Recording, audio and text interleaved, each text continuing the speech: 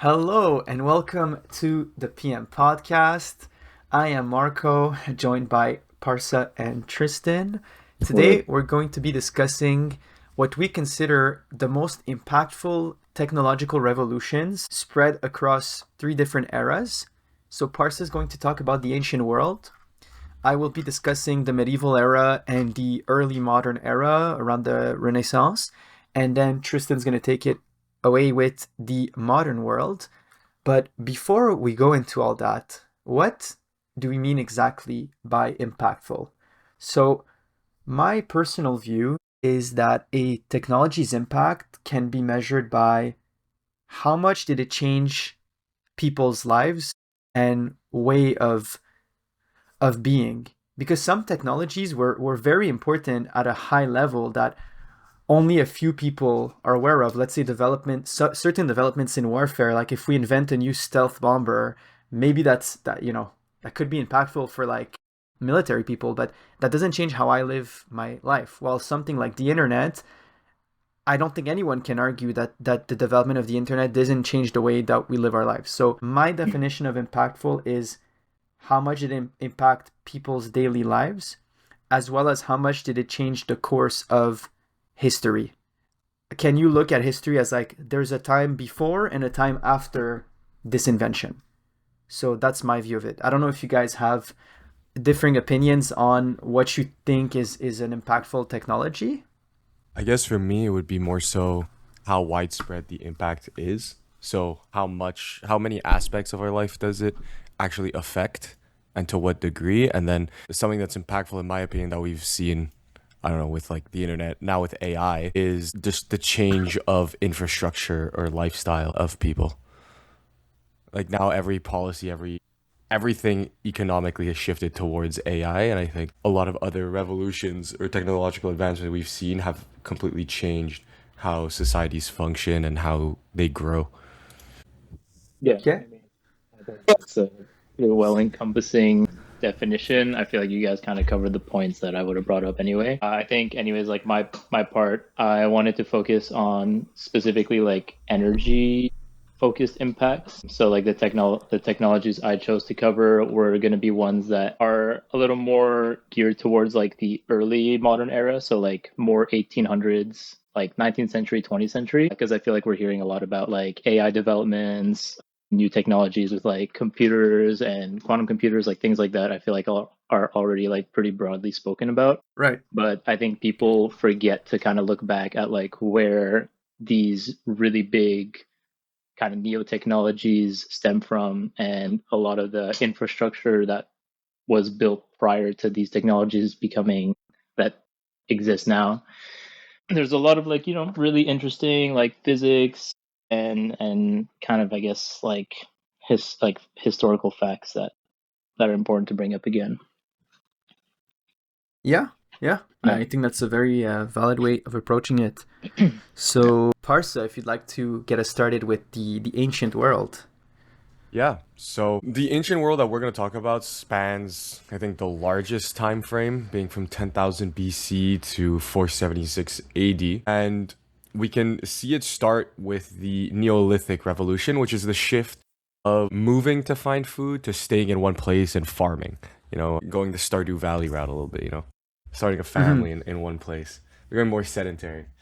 Uh, so it began roughly 12,000 years ago as the climate warmed after the Ice Age. Wild wheat and barley started flourishing in what we call the Fertile Crescent, which is now modern day Iraq, Syria, Turkey, Palestine, and Lebanon. So as conditions improved, and because of the warming, it became a very rich source of food, and there was an abundance of it. So people started settling in the area, and independent people groups uh, led to the origins of farming. And it happened elsewhere over the course of thousands of years. So it wasn't just one single event. We saw it happen in the Fertile Crescent, but then it also happened in many other areas over the course of a large period of time. Obviously, the learnings of farming and how to farm were not communicated very efficiently through that period. But we can trace back the first domestic examples of domesticated livestock of cattle, goats, sheep, and pigs back to the Fertile Crescent during that same date range. If we think about the impacts of that, it has literally continued to be that way until today. Like we say, farms like are the backbone of a lot of countries. They provide their source of food for 8 billion people, and so it's literally seen as the foundation of cities and civilizations, because without it we would continue to live nomadic lives foraging for food. So populations grew, there was a food surplus, so more people were able to specialize in other things rather than just, trying to feed your family and feed yourself. And so led to development of specialties and other trades, and everything else after that also followed suit with writing, metallurgy, and then all depended on that surplus of food. Yeah, so pretty much every other invention we're going to talk about today would not exist if humanity didn't settle down and develop agriculture. Pretty much. It's like the start of it. Like we talk about the Industrial Revolution, like the internet, but like the Neolithic Revolution is the big one that started it all. After that, we saw the development of the irrigation system. So the first forms of irrigation began in Mesopotamia around 6000 BC, where farmers would build canals to divert water from the Tigris and the Euphrates to nourish their farmlands. On the other hand, Egypt also took a different approach to irrigation. By using the predictability of the Nile flooding, they needed less complex infrastructure, and they would just plan agricultural cycles based on those predictions. So they would actually build a calendar around the flooding stages of the Nile to decide what they would be growing. I feel like the Egyptians were so advanced in like every single thing they did. Yeah. Like anytime you hear about like Egyptian civilization, they're always like 2 steps ahead the rest of the world Yeah. at the time. That's crazy. But it's also they Yeah. were working with what they had, right? So they had that predictability of it. Like it was the same. It was very I know, but regular. someone had to be like monitoring it over years, and they did the same thing with like the stars. Like a lot of like astronomical observations came from like some dude that would just like watch different parts of the sky over like several years and then see how it changed and shifted to Yeah. calculate different distances to different stars and But I things mean, like what that. else did they have to do? You know what I mean? Like, I Well, guess. bro, the rest of You know what I the mean? planet was doing fuck all in those eras. Exactly. That's true. That's true. That's true. But like, HD wasn't as rampant as it is today. We're not not overstimulated all the time. They weren't brain rotted. All we can do is stare at the sky. Because think about how crazy, if you were not educated or if you were not informed on any of this stuff, just like looking up and just saying stars must be an insane idea. Yeah. Or the sun moving, this big ball of light moving across the sky. Like, what an insane concept if it was completely foreign and just like the complete unknown to you. You know what I mean? Yeah, I guess it does breed that curiosity more. Yeah. The same way we view space, like deep space Yeah. now, in comparison. Shout out to episode 3, I think it was. Yeah, yeah. You want to hear more about space? Talk all about it. So there was another system called the Kanat that was underground slope tunnels that would tap into mountain aquifers. That was a major innovation that was discovered or adopted by the Assyrians under Sargon II around 714 BC. So we're seeing a lot of different forms of irrigation and how they were put in place. So they were built by digging a series of vertical wells connected by downward sloping tunnel and then just letting gravity feed water to the fields. So the impact of this, obviously, as you can guess, being able to manage your water supply and how the water worked for you, not only improved farming all around, but it actually reinforced centralized authority in a political sense, because it was the first piece of technology that forced coordinated bureaucracy. So a lot of people see it as like the start of like a central government to manage public resources. So that's when we started paying taxes. Exactly, the first big public work projects. But because of it, over many centuries, canal irrigation caused waterlogging and salinization of the soil, which damaged long-term fertility. So a lot of areas ended up becoming much less fertile as what they used to be. But in desert-like climates, like in Mesopotamia and Egypt, it permitted the development of food surpluses. So without it, Mesopotamia, Egypt would not be the civilizations that they were at that time. Yeah, how insane is it that out of all the different climates, civilization started in a dry desert? Do you think it was Like, like the yeah, hardships that forced them to be more innovative? Like we were talking about how Egypt was always so far ahead, like they were forced to I just mean, probably. like the rough climate and everything, they just didn't have access to things they need well, what to I'm saying is also cap because it's literally the Fertile Crescent because the rivers, like the floodplains, made it so there were strips of this desert that had incredibly fertile soil. Like Mhm. even today, if you look, the area around the Nile is one of the most densely populated areas in the whole world. If you look at a population density map of Egypt, it's pretty much all empty. There's no one living there except a tiny strip around the Nile that has like 100 million people gathered there. Oh, well, there you go. yeah. Um so to keep moving forward, since we have a couple more topics, quite a lot of topics to talk about, I'll jump to probably one of the most well-known technological innovations, the wheel. What is that? What? So it's believed to have been invented in the millennium BC in Lower Mesopotamia as well, where Sumerians would just insert two rotating axles into solid discs of wood. So the oldest known wheels date back to around 3500 BC. And it Damn. wasn't initially invented for transport. They were first used by potters for Oh, potter's the wheels. potter's wheel. Yeah, Oh true. Yeah. wow. You're And so it right. predates the cartwheel by about 300 years, actually, which is crazy. Bro, Which they is didn't think they just crazy. fucking spin it 90 degrees and then start using Imagine it to it's carry like the shit. invention of AI, but for like a few hundred years, we That's decide to use it for AI slop only. Well, that's pretty That's much where what we're we're headed, bro. doing. That's Yeah. exactly, bro. That's it's gonna be more AI slop in 300 years. Oh my god. If we're still here. But yeah, Facts. so like I said, by around 3000 BCE, the Sumerians adapted the wheel for transportation. So two and four wheeled carts and wagons were created. And then around 2000 BC, light spoke with wheels war chariots emerged in the Near East and Egypt. So this was like a huge military advancement over the many years.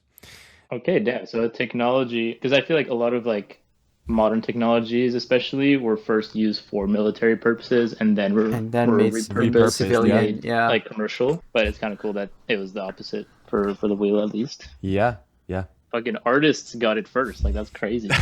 Yeah, exactly. And these same wheels helped, improve all around productivity. You were able to carry heavier loads, go longer distances, Mhm. till you're boosting agriculture, trade, construction, everything. And then later on, it was also the basis for a lot of things we'll see in the Industrial Revolution for gears, pulleys, cogs, clocks, any mechanized system that we see come along later on would not be possible without the wheel. Yeah, and I just want to add one thing, Parsa. Another big impact of the wheel, or more specifically, like the chariot used for warfare, is the Indo-European expansion. Because the Indo-Europeans were some of the first. Like I think the Sumerians were Indo-European. If I'm not, I might actually be saying complete bullshit right now. But I know that the Indo-Europeans were early adopters of wheeled carts and domesticating the horse and basically combining the two. And that's one of the ways that they were able to expand so fast into Europe and Asia. So and now basically all of Europe speaks in the European language, That's crazy. which they So, wouldn't. Like there was a whole group of people living in Europe which speak languages that no one today knows because the Indo-Europeans came in from the steppe thanks to their chariots. So that's another impact of the wheel. like, pretty noticeable impact. Yeah, I That's mean, we cool. are speaking English right now. Yeah, exactly. So the next topic is bronze and iron. So the development of more advanced weaponry, but also just more easy to work with metals. So metalworking already dated back to the Neolithic period, from the transition of the Stone Age to the Bronze Age.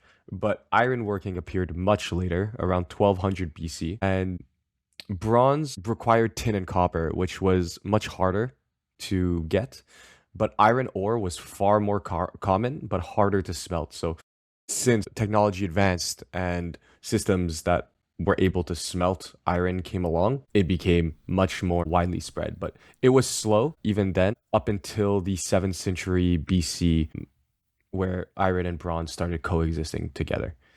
Bronze was also an example of like the first artificial material because it was controlled by people. It was an alloy, so they were able to design tools specifically for combat by manipulating the characteristics of the tool to make it sharper, harder, more resilient overall. And as we all know, the Bronze Age came to an end with the disrespect of Zeus's laws. You have wise eyes, Troy Parsa. collapsing. Yeah. The collapse of Troy, actually, Mhm. arguably. It was all Helen's fault, bro. Fuck. Yeah, I think so. Agamemnon was aura farming too hard that they just couldn't handle it. Also, fun little tidbit about bronze is that it's an alloy made of 9-to-1 ratio copper to tin. If ever Dang. you need that. If I ever wanted to make some bronze at home. Yeah, exactly. Homemade bronze. Tristan, I actually Now you learned know that the from the ratio. podcast I sent you guys where he talks about the Bronze Age collapse. Yeah, Because exactly. he That's why I actually heard it. talks in depth about like the economics of it, and they had to import the tin from like India Hmm. into the Middle East to be able to. So it was like one of the earliest forms of global trade. Because tin is Yep. very rare. You only can find it in like three places, like Cornwall, India, and I think Crete or Sorry, Cyprus. Cornwall, Canada? No. Yes, Parsa. Yes, they were bringing it from Cornwall, Ontario. All right, moving It on. was right on the Wait, Silk okay. Road. There's a place called Cornwall in England. Okay, I was not familiar. Okay, my bad. It's all right. It's all right. Sorry. But yeah, so bronze weapons completely shifted the balance of power in warfare, and armies that were equipped with bronze weapons were obviously way more effective than the ones using wood or copper or obsidian. Like even in I thought Minecraft, they deal obsidian more was like the damage. You know hardest what I mean? material. Yeah, Well, no, obsidian is I don't know if I think it is in Minecraft, but it's just glass. but you Obsidian. can't break obsidian even with a diamond pick. Do, I was about to respond because I felt like I was getting rage baited, but no, never mind. But yeah, No for way, these example, guys were fighting with wood. yeah, dude. What Like do you mean? actually, day one of the Minecraft server. Yeah, like, it just took them a few thousand years to start mining. They skipped stone, it seems. They just went straight to fucking obsidian. Either way, then moving forward with the development of iron, there was a lot more strength, a lot more accessible, so you're able to mass produce tools and weapons, and it pretty much democratized access to metal tools beyond just elite people. Like you said, it was very hard to get the materials needed for bronze, but iron was widely available. So everyone was able to get access to whatever tools they needed, and improved all around efficiency. Pop quiz for Tristan. Yep. So if bronze is 9-to-1, copper and tin, what is steel? Because steel is iron and something else, right? Yeah. Damn. I don't know this one. I have a follow-up question. What's Okay. heavier? A kilogram of steel? A kilogram of steel or a kilogram of feathers? Definitely steel, bro. Steel is heavier than feathers. They're both a kilogram. I I actually don't don't know get that it. one, Go. It's iron. Yeah, true. I don't know what the other alloy is. I don't know, like the other composite of the alloy is. All right, while he Googles that, It's iron and carbon. Fuck, you're right. What's the ratio?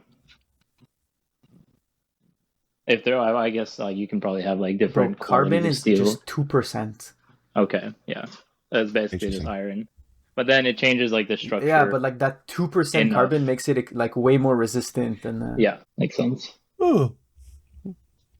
It's like The more you honestly, know. like I mean, this is like really like side info, but like working in like a material science lab, you realize like how just tiniest shifts in either like the size of a material or like how much like pressure you're putting on it or the composition, like in the range of like 1 to 2%, it's gonna change its properties like entirely.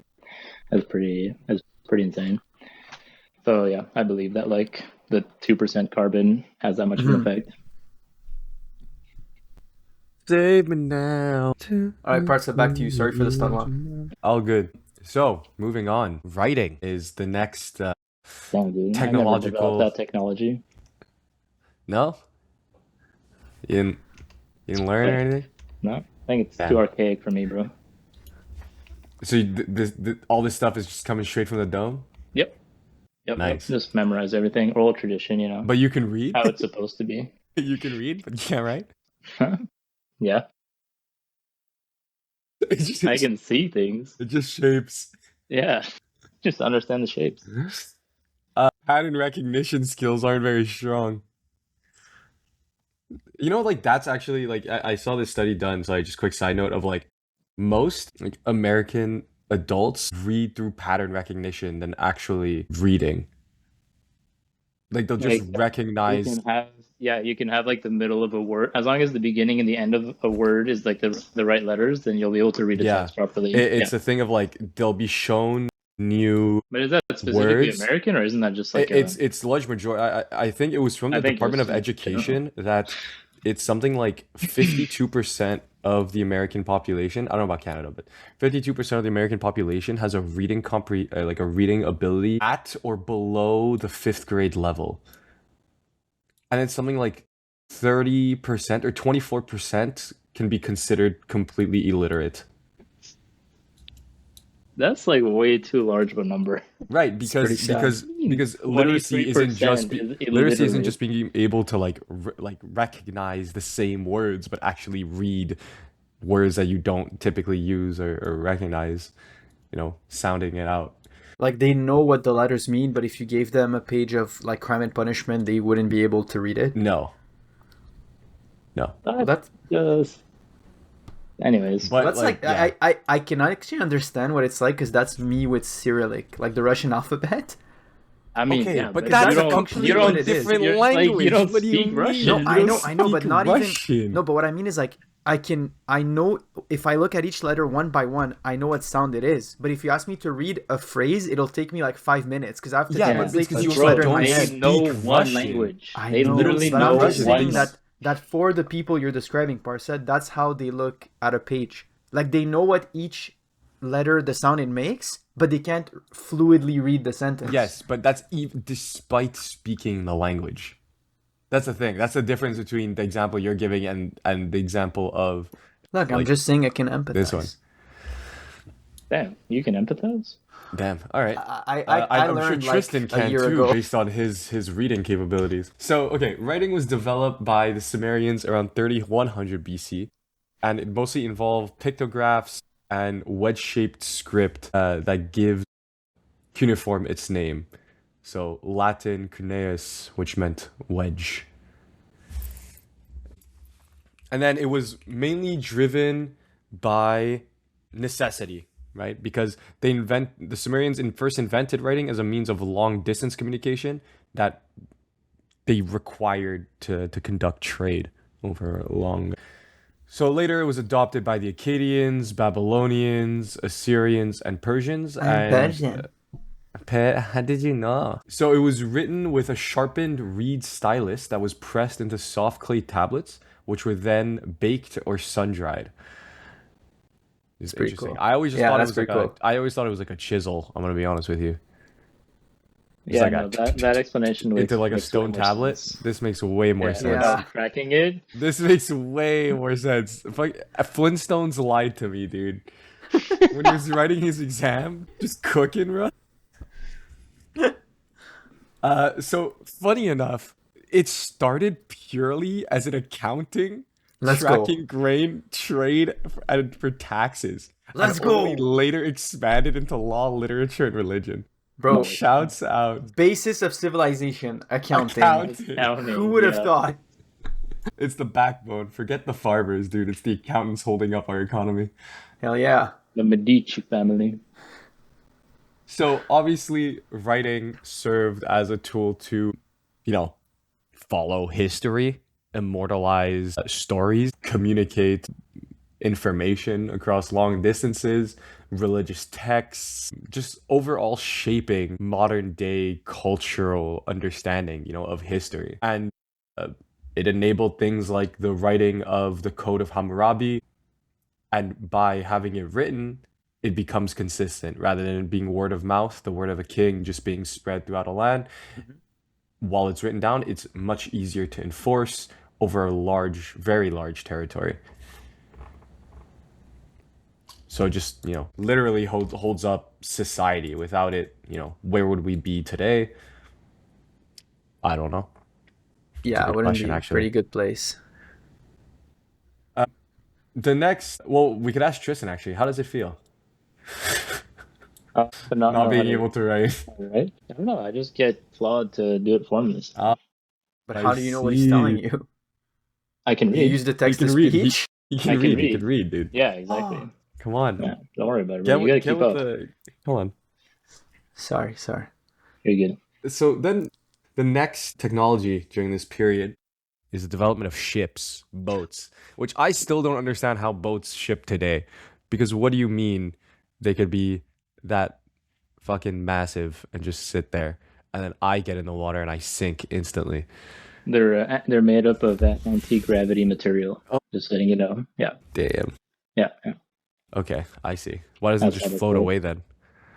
Because they're still bound. They're only anti-gravity until they're Got it. And that's how in water. planes fly. Planes don't have that limiter. Yeah, exactly. Got it. Parsa, if you lay in the water like flat, you won't sink. I sink. Like a ship. I Depends promise how you, dense I promise you I sink. I Yeah, Parsa's pretty dense, as listeners of the podcast can confirm. Whoa. Bro, bringing the whole public into this? No, dude, I was literally a few days ago. I was swimming and I'm just like, let me try to float, but I just couldn't Parsa, float. you can for sure float, bro. You're just not. But Parsa, there is a technique. Like I wasn't able to for years, but Yeah. like Starfish. theoretically you can float if you have the proper form. And I'm just telling saying, you- if you put a boat in the water, up like vertical, like you when you go in the water, of course it's not gonna float. No, but like even if I go on my back, starfish it, on my stomach, starfish it, like my legs just sink from the back first, and then the rest of my body goes with it's hard, but I'll teach you someday. Kind of you'll hold me by the waist and I'll okay, I teach can you arch my everything, back. Parsa-kun. Thank you, Marco Senpai. Okay, moving on. All right, let's. So Egyptians and Sumerians were the first. Obviously, boats on the Nile, the Reed River boats, and the real leap forward came with the Phoenicians, who became history's most accomplished ancient sailors. And they were driven by the search for silver, gold, and tin. Shout out. Hey. They had all their money in the market. They built trade networks were the from market. Cyprus and the Aegean, to Sicily, Sardinia, and beyond the Pillars of Hercules into the Atlantic. So the Phoenicians pioneered the bireme and later the trireme, ships with 2 and 3 rows of oars, which were faster, more maneuverable, and could also carry heavier cargo. So, we could probably guess how good this was for trade and exploration down the line. And Phoenician sailors reportedly circumnavigated Africa around 600 BC in a 3-year voyage. I don't know that I believe that, bro. Yeah. That sounds like Lebanese propaganda. Yeah, Actually, it was sponsored by the Egyptian pharaoh Necho. I think that's how that's pronounced. You're gonna fact check that. Let me actually. That's why I said reportedly. I don't. It's hard to know from that period of time. Okay, Just like the Bible. Herodotus actually wrote that. Whoa. What? Nothing. We're good. Yeah, so early navigation was very visual and empirical, so it was just fully based on observing the environment, astronomical day marks, and there was no actual instruments to calculate sailing parameters. There was nothing like a compass or anything like that. And the first compasses were just floating needles that were liquid filled and they were non-magnetic.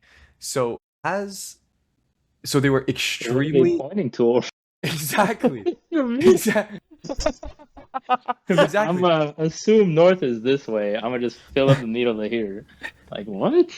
So I don't understand how they worked fully, but what I do remember seeing, this was just in passing, it would use a lodestone, which was a magnetized piece of iron, Mm-hmm. but it would align with the Earth's magnetic field.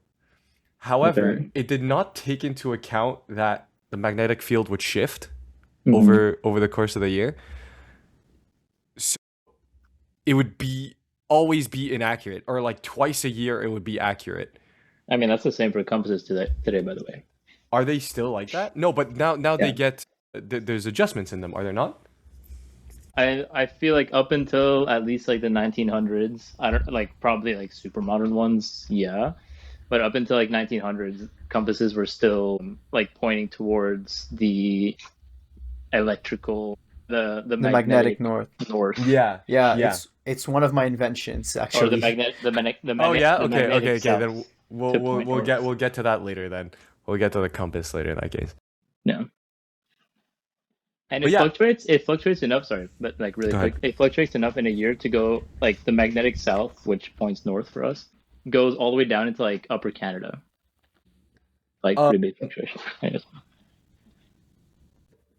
yeah, and one other funny aspect of it is because it was full of liquid. Some of the original compasses, when they were on the seas and the waters were a little rough, the liquid would slosh around violently. That would make the needle just spin around, making it impossible for them to use when they needed it most. So they, shout out Again, Odysseus, getting lost for 20 some odd years. Couldn't find his way home. I say that he ended up in freaking like Sicily and like southern France or something.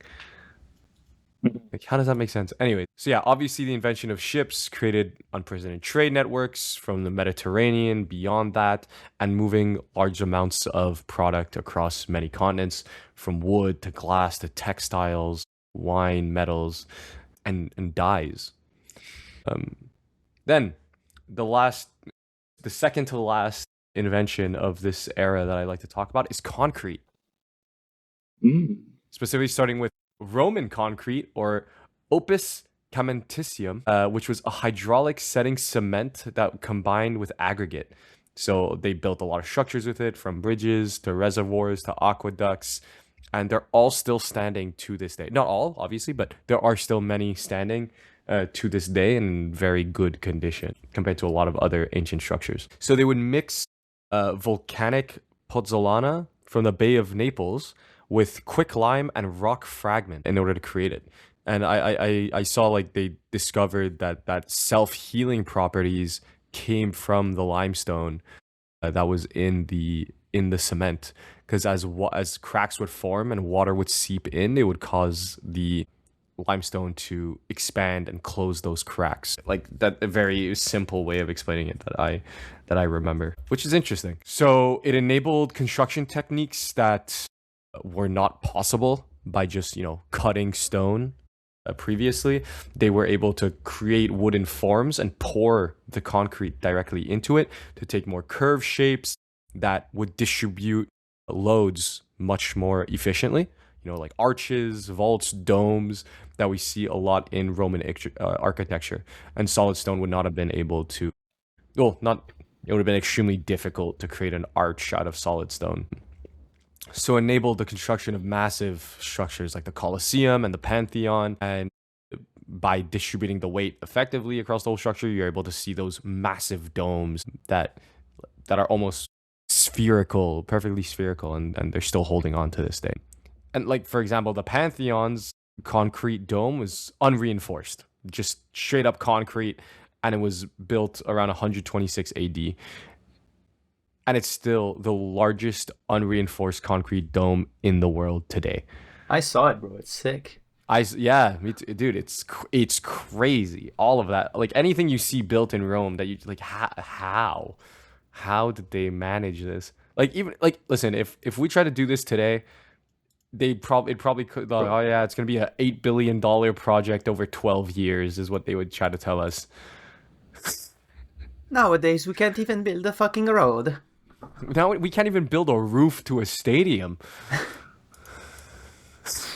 Anyways, so it drove, like let's say in this example, specifically the Roman Empire's infrastructural strength, and what empowered it to be one of the largest empires of all time, by being able to build harbors, roads, sewers, and aqueducts as well, all of which heavily contributed to the growth of the Roman Empire.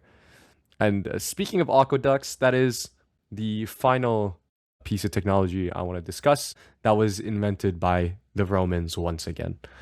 So the Aqua Marcia that was completed in 144 BC was renowned for its purity and exceptional length. And then the Aqua Virgo that was built in 19 BC supplied what is now the Trevi Fountain of water. So those aqueducts are still standing today, and they would carry water into Rome, into the other cities of the Roman Empire.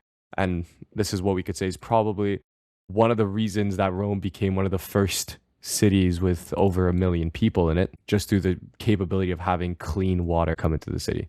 So most of an aqueduct's length ran underground to protect the water from damage and evaporation, but then it would surface through those famous arched bridges to cross valleys and then back underground when it needed to go. So where the terrain would drop very steeply for a straight gradient, Romans would then use inverted siphons, lead pipes that used pressure to carry water down and back up across the valley.